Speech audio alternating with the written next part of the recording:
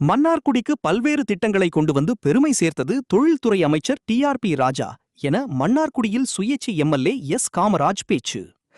திருவாரூர் மாவட்டம் மன்னார்குடி சட்டமன்ற தேர்தலில் போட்டியிட்டு வெற்றி பெற்ற எஸ் காமராஜ் தேர்தலில் பணியாற்றிய கூட்டணி கட்சி நிர்வாகிகளுக்கு நன்றி தெரிவிப்பு கூட்டம் தனியார் திருமண அரங்கத்தில் நடைபெற்றது.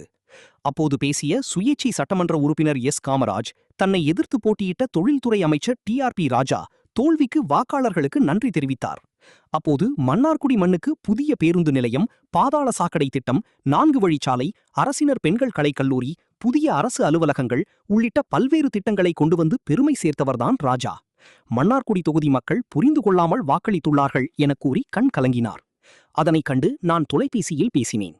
அப்போது மன்னார்குடி இன்றைக்கு எல்லா திட்டத்திலும் முன்னுதாரணமாக இருப்பதற்கு காரணம் நீங்கதான். அரசியலில் நாம் இருவரும் தனித்தனியாக பயணித்தாலும் மக்களுக்கான பணியில் இருவரும் ஒன்று சேர்ந்து பணியாற்றுகிறோம் எனவும், இனி நாம் அரசியல் வாழ்க்கைக்கு அப்பாற்பட்டு நண்பர்களாக இருப்போம்.